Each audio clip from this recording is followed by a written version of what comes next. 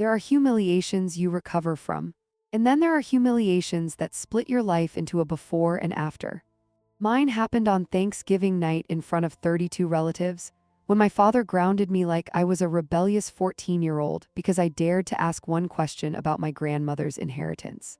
The worst part, everyone laughed, not awkward laughter, not nervous laughter, real laughter, the kind that burns itself into your memory forever. My cheeks felt so hot I could hear my pulse pounding in my ears while my father pointed toward the staircase like some king banishing a servant from court. And standing there beneath the chandelier in my childhood home, I realized something terrifying. Nobody in that room saw me as an adult, not really, not even at 29. Before I tell you how my father's entire world collapsed less than 12 hours later, take a second to like and subscribe if you love emotional family drama stories like this. And comment below, what's the most disrespectful thing a family member has ever said to you publicly? Now let me take you back to where this really started. September 2025, the morning my grandmother died.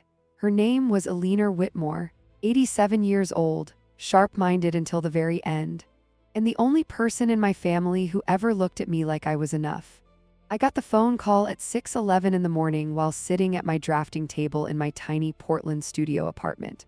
Rain tapped softly against the windows while I sketched rooftop garden designs for a condo project I desperately needed to finish before Friday. "Chloe," my mother whispered through tears, "Grandma passed this morning." I froze instantly. No dramatic crying, no screaming, just silence. Like my entire body forgot how to move for a second. 25 minutes later, I was driving through gray Oregon rain toward Providence Hospital, gripping the steering wheel so tightly my knuckles hurt. And somehow, deep down, I already knew my father would make Grandma's death about power. That's who Richard Whitmore was, former state judge, 63, tall, controlled. The kind of man who treated conversations like courtroom battles he needed to win. When I arrived, he wasn't crying. Of course not. He stood in the hallway speaking quietly on his phone about estate timelines and probate filings. My grandmother hadn't even been gone 2 hours. My older brother Evan stood beside him wearing an expensive charcoal coat with one hand on Dad's shoulder like they were political allies preparing for a press conference. They looked united, solid, important. And then there was me, standing alone near the vending machines holding terrible hospital coffee nobody expected me to drink. That was the family dynamic in one image, the men together, me outside it. The last time I saw Grandma Eleanor alive, she squeezed my hand tightly in the garden behind her Hawthorne Street house. "Chloe," she whispered carefully, making sure nobody else could hear, "I handled everything." I frowned slightly. "What do you mean?" But she only smiled sadly. "You'll understand later." At the funeral 3 days later, my father delivered an 11-minute eulogy about family legacy, discipline, reputation, and the future of the Whitmore name. He mentioned Evan 4 separate times. My mother once, me? Not at all. I stood beside white lilies and polished mahogany listening to 30 years of emotional neglect wrapped inside elegant sentences. Afterward, during the reception, one of my uncles asked how my landscaping career was going. Before I could answer, Dad cut in smoothly. "She arranges expensive plants for wealthy people." A few relatives laughed politely. My stomach tightened. I owned my own architectural landscaping business. But in my father's world, success only counted if it looked prestigious to other men. I was about to walk away when an older silver-haired man stopped beside me. Wire-rimmed glasses, dark wool coat, calm eyes. He shook my hand gently. "Your grandmother was very proud of you," he said quietly. Then he slipped a business card into my palm. "I think we'll be speaking soon." And before I could ask another question, he disappeared into the crowd. That night, the family gathered at Grandma Eleanor's colonial house on Hawthorne Street. The same house with ivy-covered brick walls and 100-year-old oak trees lining the driveway. The same house Grandma built long before she married my grandfather. My father sat at the head of the dining table naturally, like ownership belonged to him automatically. Halfway through dinner, he lifted his wine glass. "Mom left me in charge of the estate," he announced proudly. My chest tightened instantly, then his eyes landed directly on me. "So nobody needs to worry about complicated financial matters," he added. "Especially Chloe?" The table laughed softly again, like humiliating me had become a family tradition. I slowly set my fork down. "Dad," I said carefully, "Grandma told me something before she passed." The room quieted slightly. My father's expression changed instantly. Cold, sharp, dangerous. "She was confused near the end," he interrupted quickly. "Don't cling to fantasies." Fantasies, interesting word. Because later that night, I found an envelope hidden inside my childhood bedroom drawer with my name written across the front in Grandma Alina's handwriting. And inside that envelope was the first crack in everything my father built his entire life around. I didn't open the envelope immediately. That's the strange thing about emotionally neglected daughters. Even when someone finally chooses you, part of you still assumes it must be a mistake. I sat on the edge of my childhood bed staring at my name written in Grandma Alina's shaky blue handwriting, while muffled laughter drifted upstairs from the dining room below. The same laughter that always followed my father's jokes at my expense. The same laughter I'd spent most of my life pretending didn't hurt. The bedroom looked almost frozen in time. The old architecture posters, the cedar closet, the ceiling fan that still rattled softly every few seconds. I slowly slid my finger beneath the envelope seal. Inside were two things: a handwritten letter and several photocopied legal documents. The second I saw the words "Irrevocable Trust Agreement" at the top of the first page, my pulse spiked. Then I saw my name. Chloe Victoria Whitmore, highlighted in yellow, beneficiary. I stopped breathing for a second. No way, my hands trembled as I unfolded Grandma Alina's letter. And the very first line made my stomach drop. "Chloe, if you're reading this, then your father has already started doing exactly what I feared he would." I read the entire thing twice, then a third time. Tears blurred parts of the page before I even realized I was crying. Grandma explained everything carefully. 8 years earlier, she created a protected trust naming me the sole beneficiary. Not Evan, not my father, me. She wrote that she knew Richard would try controlling the inheritance after her death, that he'd try convincing everyone she wasn't thinking clearly, that he would underestimate me. And then came the sentence that changed something deep inside me forever: "Men like your father don't listen to women. They only listen to paperwork." I pressed the letter against my chest, trying to steady my breathing. For the first time in years, someone in my family had put their belief in me into writing. Not hidden, not implied, clear, permanent, real. The documents were incomplete photocopies, but enough to prove the trust existed. At the bottom of the letter, Grandma included a name and address. Arthur Bennett, estate attorney, Northwest Portland. "Show nobody until the right moment," she wrote. I barely slept that night. Downstairs, I could still hear relatives drinking wine and laughing while my father played grieving patriarch beside the fireplace. But upstairs, everything had changed. The next morning, I drove back to Portland before sunrise without telling anyone. Nobody called to ask where I went. That hurt more than I expected. My apartment greeted me exactly as I left it. Plants crowded the windowsills, blueprints scattered across my drafting table. A half-finished cup of tea beside the sink. Tiny, messy, mine. I sat down at my laptop and searched Arthur Bennett's name. The photo that appeared online made my stomach twist. Silver hair, wire-rimmed glasses, the same man from the funeral. I hovered over the phone number for almost 30 seconds. But I couldn't do it, not yet, because my father's voice still lived somewhere deep inside my head. What if you misunderstood? What if Grandma was confused? What if you embarrass yourself? That's how emotional control works. Even when proof sits directly in front of you, you still question your own reality. So instead of calling Arthur, I buried myself in work. 16-hour days. Client meetings, construction revisions, planting layouts. Anything to avoid thinking about inheritance wars and family betrayal. But 3 weeks later, everything exploded anyway. It happened because of one accidental email. Or maybe not accidental. To this day, I still wonder. I was checking project deadlines when I noticed an email forwarded from Evan, not to me, about me.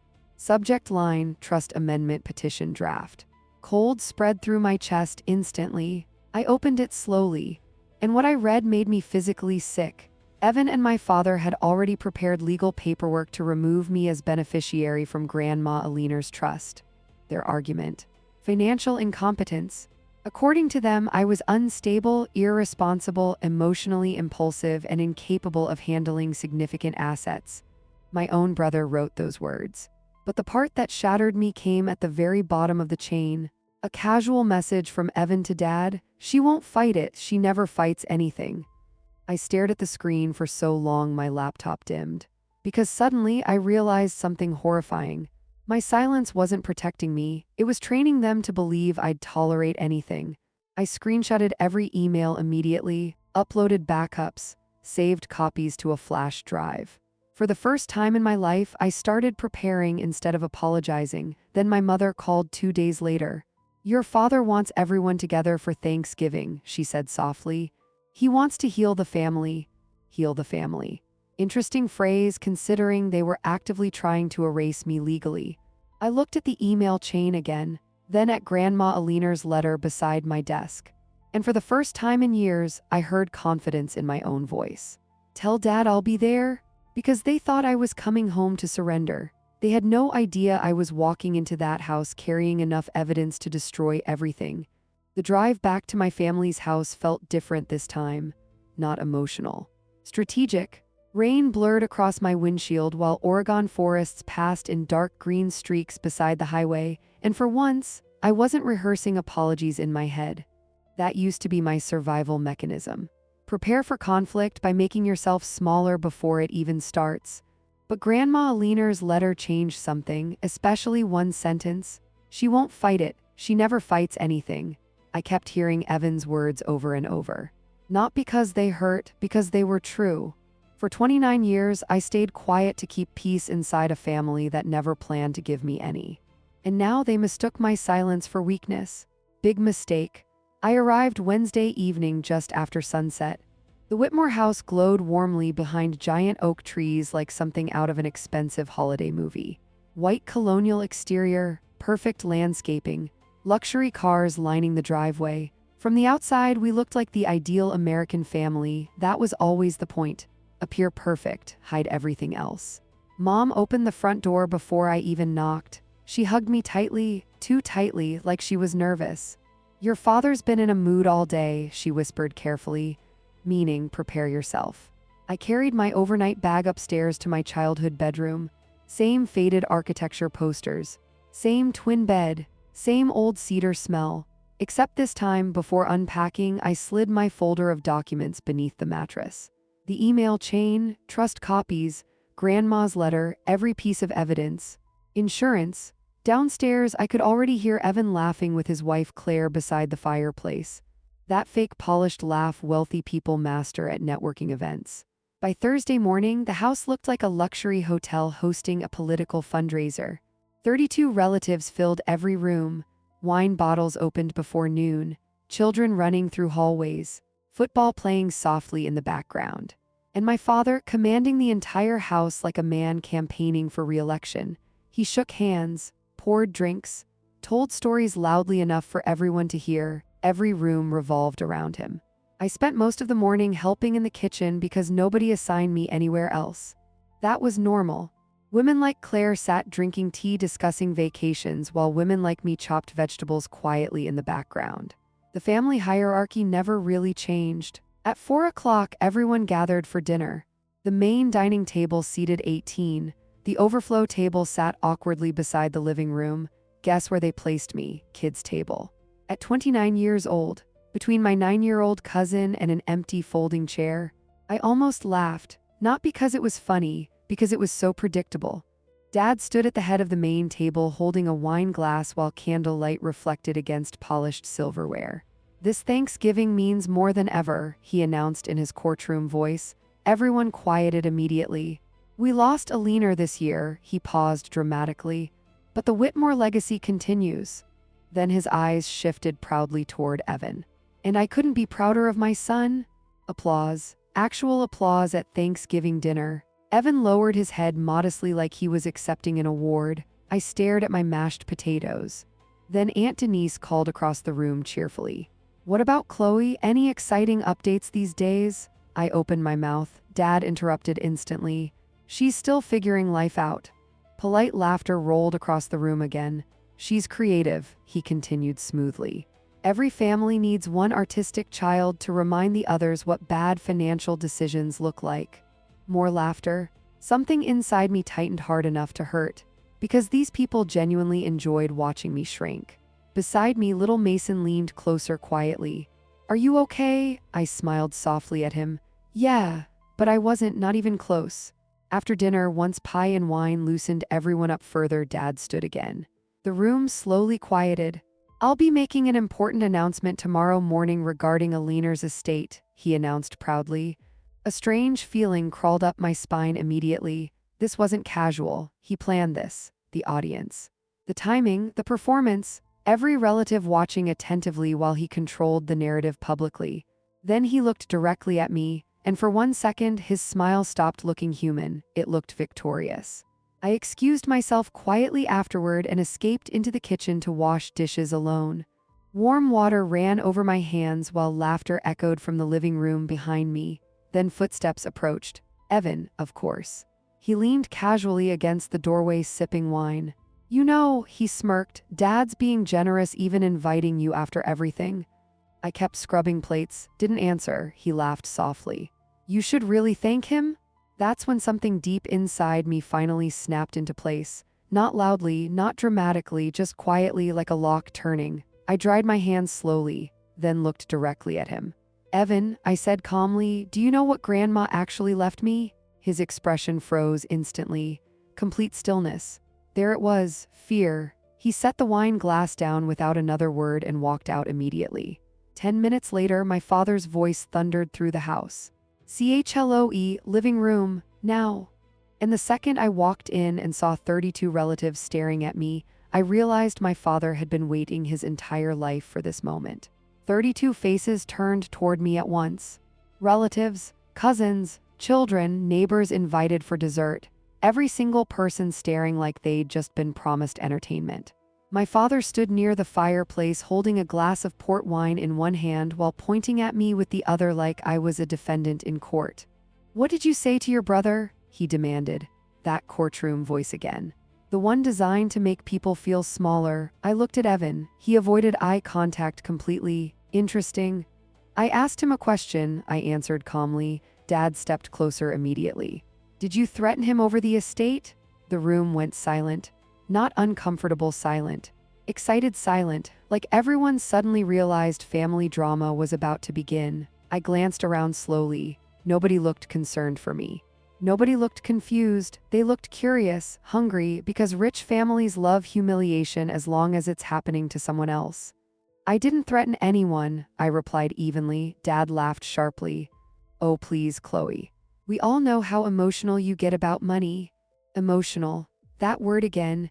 Men like my father always call women emotional when they want to discredit them without evidence.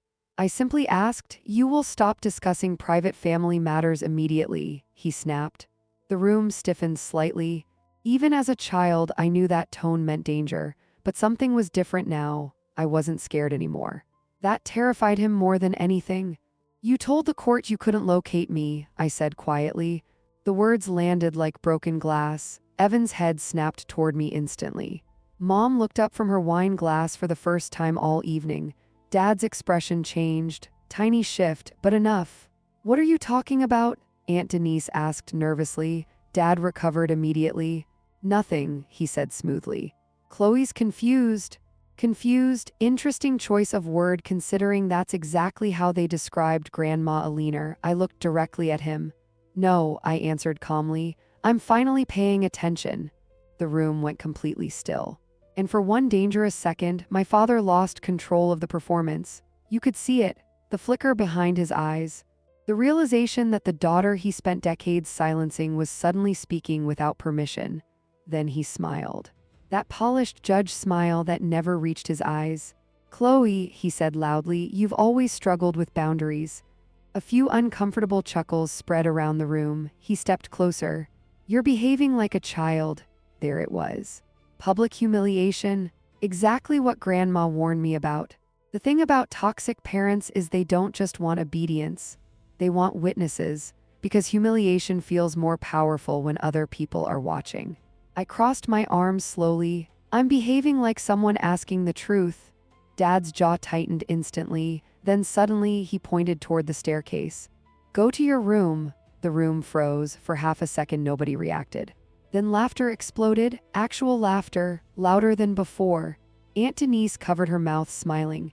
Claire nearly choked on wine laughing beside Evan. Even some cousins looked amused. My face burned so badly I thought I might physically collapse. 29 years old, business owner, paying my own bills since college, and my father had just grounded me publicly like a rebellious teenager.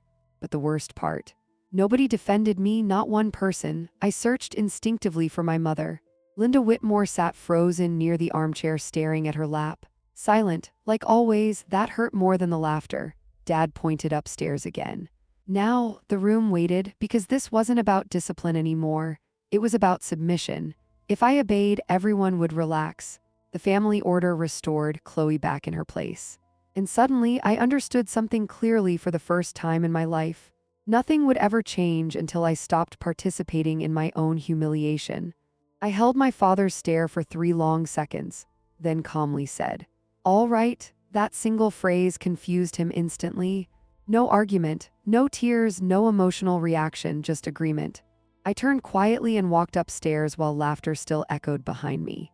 But halfway up the staircase, I heard something else. My father laughing too, satisfied, victorious, like he genuinely believed he'd won. That was his mistake. Because upstairs in my bedroom, I locked the door, pulled Grandma Aliner's letter from my bag, and finally made the call I should have made weeks earlier. Arthur Bennett answered on the second ring.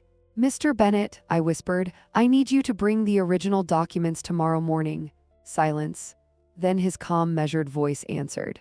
"What happened?" I sat on the edge of my childhood bed, listening to relatives laugh downstairs beneath the chandelier while tears burned behind my eyes. "My father just humiliated me in front of 30 people. Another pause. Then Arthur spoke carefully. "Are you ready to fight now?" I looked toward the bedroom window where rain streaked softly against the glass. And for the first time in 29 years, the answer came easily. "Yes." I hung up, set my alarm for 4 in the morning, and spent the rest of the night listening to my family celebrate downstairs, completely unaware that by tomorrow afternoon, everything my father built his identity around would begin collapsing in front of the exact same audience he assembled to shame me. I left the house at 4:12 in the morning. No dramatic goodbye, no slammed doors, no confrontation, just silence. The entire Whitmore house slept peacefully while I carried my bag downstairs in socks so the wooden steps wouldn't creak. Funny how carefully you move around people who never worried about breaking you. I paused once near the living room entrance. The fireplace had burned down to glowing embers. Wine glasses still sat scattered across tables from the night before. Half-eaten pie, wrinkled napkins, evidence of a family celebration built on humiliation. And near the staircase, my father's leather chair still faced the room like a throne. I stared at it for a second, then walked out the front door without hesitation. Cold November rain hit my face immediately.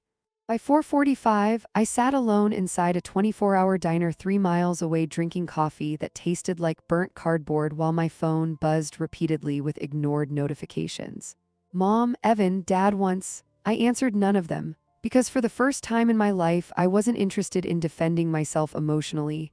I had paperwork now, and men like my father only respected paper. At exactly 7:38 a.m., Evan texted, "Where are you?" Dad's furious. I almost laughed, not hurt, not worried, furious, because that's what narcissistic people feel when they lose control. Later, my cousin Mason told me what happened inside the house that morning. Dad came downstairs freshly showered, wearing one of his expensive pressed Oxford shirts like he was preparing for court. Completely confident. Completely certain. "Someone go wake Chloe," he announced while pouring coffee. Nobody moved, not out of loyalty to me. Nobody simply wanted involvement. So Dad went upstairs himself. He knocked twice sharply. "Chloe." "Time to apologize." Silence. He opened the bedroom door and found nothing. Closet empty. Bag gone, bed perfectly made. Only one thing remained behind, a framed photo of Grandma Aliner turned face down on the nightstand. Mason said Dad stood frozen in the doorway for nearly 10 seconds before walking back downstairs slowly. "She ran away," he announced coldly. Evan apparently smirked. "Well," he replied, "that settles everything." Settles everything. meaning now they could proceed with the inheritance plan uncontested. Except 10 seconds later, the doorbell rang, and everything changed. Arthur Bennett stood outside holding a leather briefcase and wearing the exact same calm expression he carried at Grandma Alina's funeral. My mother opened the door first. "Can I help you?" "Yes," Arthur answered evenly. "I'm Alina Whitmore's attorney. I need to speak with the family immediately." The house reportedly went silent in stages. Conversation near the foyer stopped first, then the kitchen, then the dining room, until eventually even the children stopped talking. Arthur walked into the room slowly like a man entering a courtroom he already knew he would win. Dad stood immediately. "Arthur," he said sharply, "you were not invited." Arthur placed his briefcase calmly onto the dining table. "This house belongs to Alina Whitmore's estate," he answered quietly. "And I'm here representing the legal beneficiary." The legal beneficiary, not trustee, not Richard Whitmore, beneficiary. Dad's jaw tightened visibly. "Tori has no—" "Chloe Whitmore," Arthur interrupted smoothly, "is the sole beneficiary of Alina Whitmore's irrevocable trust." Silence. Complete silence. 32 relatives frozen around coffee cups and breakfast plates. Arthur opened his briefcase carefully. "I have the documentation here." Dad's face changed instantly. Red, then pale, then something almost gray. "My mother was confused near the end," he snapped quickly. Arthur didn't even blink. "Her trust was executed with 2 witnesses and a cognitive evaluation signed by her physician confirming full mental competency." Every eye in the room shifted toward my father. That's when panic finally entered the performance. Not grief, not outrage, fear, because suddenly his audience wasn't automatically on his side anymore. Arthur calmly pulled out another folder. "There's also the matter of the petition filed 3 weeks ago requesting beneficiary reassignment." According to Mason, Evan physically stopped breathing for a second. Dad stepped forward aggressively. "This is a private family matter." Arthur looked directly at him. "No, Judge Whitmore, this is now a legal matter." And then he said the sentence that shattered the room completely. "You claimed you couldn't locate Chloe Whitmore despite her sleeping in this house less than 12 hours ago." Gasps spread across the room. "Real ones," Aunt Denise apparently whispered. "Oh my God," Dad immediately tried regaining control. "This is absurd," he barked loudly. "Chloe hired some cheap attorney to manipulate everyone." But the confidence was gone now. People could hear it, the cracks. And the worst part for him? The audience he gathered to humiliate me was slowly becoming a jury against him. Arthur finally closed his briefcase carefully. "I'll return at 2 o'clock this afternoon for the formal estate reading," he said calmly. Then he looked directly at my father. "And next time I won't be arriving alone." The front door closed softly behind him. And according to Mason, that's the exact moment my father realized he was no longer controlling the story. At 1:47 p.m., I parked 1 block away from the Whitmore house and shut off the engine. For a moment, I just sat there gripping the steering wheel while rainwater slid slowly down the windshield. My entire childhood existed inside that house. Birthday dinners, Christmas mornings, Grandma Alina teaching me how to plant roses in the backyard garden, and somehow every memory now felt contaminated by the same thing: control. Arthur Bennett's silver Lexus sat parked behind me. He remained inside reviewing documents calmly like this was another ordinary legal appointment. For me, it felt like walking toward an emotional execution. My phone buzzed suddenly. "Mom." Again. This time I answered.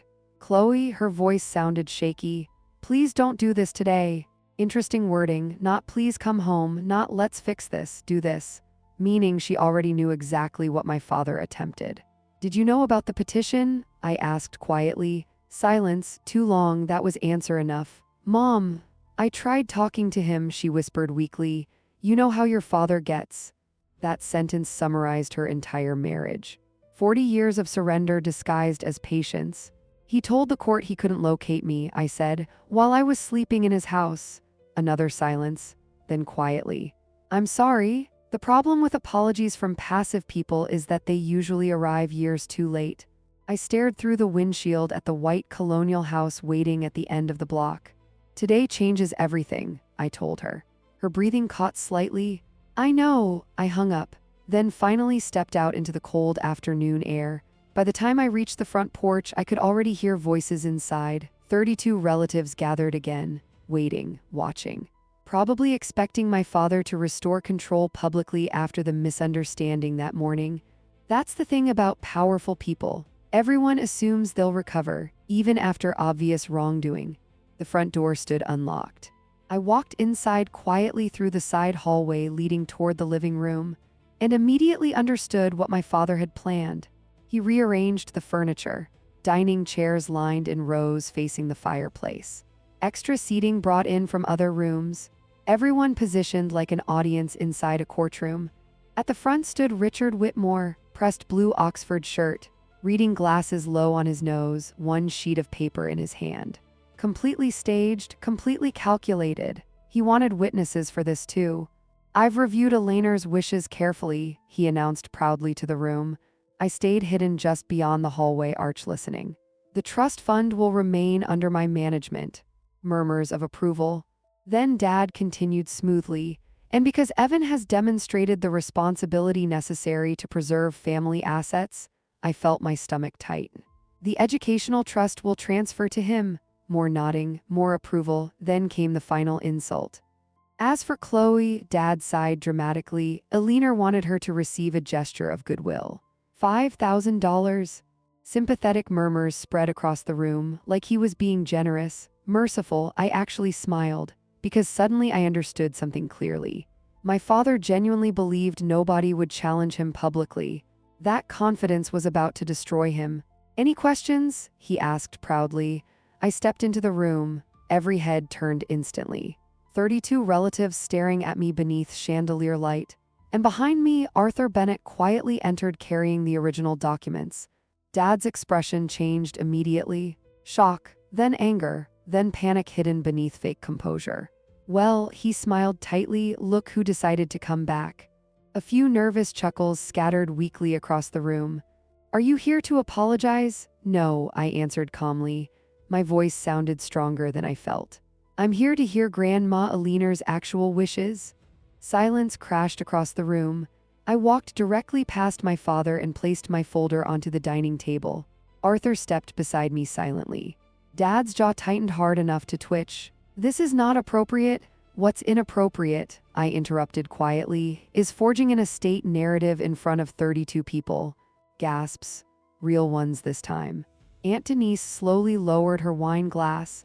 Evan stared at me like he suddenly didn't recognize the sister he spent decades dismissing. I opened the folder carefully. "My grandmother created an irrevocable trust 8 years ago, naming one beneficiary." The room held its breath. Arthur removed the original trust document from his briefcase and raised it slightly so everyone could see the official seal. Cream-colored paper, red notarization stamp, legal authenticity, proof. And suddenly my father looked smaller than I'd ever seen him. Arthur began reading calmly. "The settlor, Eleanor Whitmore, hereby establishes this irrevocable trust for the sole benefit of her granddaughter." He paused intentionally, then looked directly at me. "Chloe Victoria Whitmore." The room exploded into whispers, but Arthur wasn't finished, because the next sentence was the one that finally destroyed my father completely. Arthur Bennett adjusted his glasses slowly while 32 relatives sat frozen in absolute silence. My father stood beside the fireplace looking like someone had physically drained the color from his body. And for the first time in my entire life, Richard Whitmore looked afraid. Arthur continued reading calmly from Grandma Eleanor's original trust documents. "The beneficiary shall receive full ownership of the Hawthorne Street residence, all associated investment accounts, and all protected trust assets upon Eleanor Whitmore's passing." Gasps spread through the room immediately, because the Hawthorne Street house alone was worth nearly $4 million. But Arthur wasn't done, not even close. He carefully turned another page. "Additionally," he continued evenly, "the trustee explicitly forbids Richard Whitmore or Evan Whitmore from controlling, modifying, redistributing, or petitioning against any trust assets." The room erupted into whispers. Aunt Denise actually covered her mouth. Claire looked horrified. And Evan stared directly at Dad for the first time all day, like he suddenly realized they were both trapped. Because suddenly this wasn't family drama anymore. This was documented intent, legal intent, permanent intent, Dad recovered fast, though. Of course he did. Men like Richard Whitmore survive by controlling narratives. This is manipulation, he snapped loudly. Chloe pressured my mother? No, Arthur interrupted sharply. The entire room froze, because nobody interrupted my father. Nobody. Arthur slowly removed another folder from his briefcase. And when I saw Dad's face change instantly, I knew this was the real bomb. 3 weeks ago, Arthur announced calmly, Richard Whitmore and Evan Whitmore filed a petition attempting to remove Chloe Whitmore as beneficiary under claims of instability and financial incompetence. Whispers exploded again. Evan immediately stood up. That's standard legal procedure, while simultaneously claiming you could not locate her, Arthur continued coldly, despite her residing in this home during Thanksgiving week. Now people looked genuinely disturbed. Not entertained, not curious, disturbed, because suddenly my father's behavior stopped looking strict. It started looking dishonest. Then Arthur dropped the final piece. The court has already flagged the petition for fraudulent omission. Complete silence. Dad stepped forward aggressively. You have no authority to discuss pending legal matters publicly. Arthur looked him dead in the eyes. Neither did you when you spent years publicly humiliating your daughter to weaken her credibility. The room froze solid. I could actually hear the grandfather clock ticking near the hallway. 1, 2, 3 seconds. Nobody moved because everyone finally saw it. The pattern, the manipulation, the years of emotional control disguised as discipline. Dad looked around desperately for support, but the energy had changed completely. Aunt Denise wouldn't meet his eyes anymore. Claire looked uncomfortable. Even some cousins stared at him differently now, like strangers. Then my father made the biggest mistake of his life. He looked directly at me and said, You ungrateful little girl. Little girl, not daughter, not Chloe, little girl. And suddenly something inside me stopped hurting. Because for the first time I understood the truth clearly. Nothing I ever accomplished would have been enough for him. Not because I failed, because control mattered more to him than love. I stepped forward slowly. You know what the saddest part is? I asked quietly. Dad glared at me. You spent 30 years trying to convince everyone I was weak. My voice stayed calm, steady. But the only reason your plan almost worked, I looked around the room slowly, is because I loved this family enough to stay silent while you humiliated me. Nobody spoke because nobody could. The truth was sitting in the room now like broken glass. Sharp, visible, impossible to ignore. I turned toward the dining table and picked up Grandma Alina's handwritten letter, then carefully read the final paragraph aloud. Chloe sees people clearly. Richard fears that because men who rely on authority cannot survive being truly seen. My father's face collapsed completely. Not dramatic, not explosive, just empty. Like somebody finally stripped away the image he spent decades building. The powerful judge, the respected patriarch, the untouchable man, gone, and honestly, that was more satisfying than screaming ever could have been. Arthur closed the trust folder quietly. There will also be a formal investigation into the petition filing. That sentence landed hard because now there were consequences, real ones. Dad opened his mouth again, but nobody listened anymore. The room had emotionally moved away from him already. That's the thing about narcissistic people. Once the performance breaks, everything underneath becomes impossible to unsee. I grabbed my coat calmly, and as I walked toward the front door, little Mason suddenly ran after me. Chloe, I turned. He hesitated nervously, then quietly asked, Are you coming back for Christmas? That question almost broke me, because out of everyone in that house, the only person worried about losing me was a 9-year-old boy. I smiled softly and kissed the top of his head. We'll see. Then I walked out into the cold Oregon evening while rain fell softly through the oak trees lining Hawthorne Street. And for the first time in my life, I didn't feel like the unwanted daughter anymore. I felt free. If this story hit you emotionally, don't forget to like and subscribe for more cinematic family drama stories. And tell me honestly in the comments, would you ever forgive family after something like this?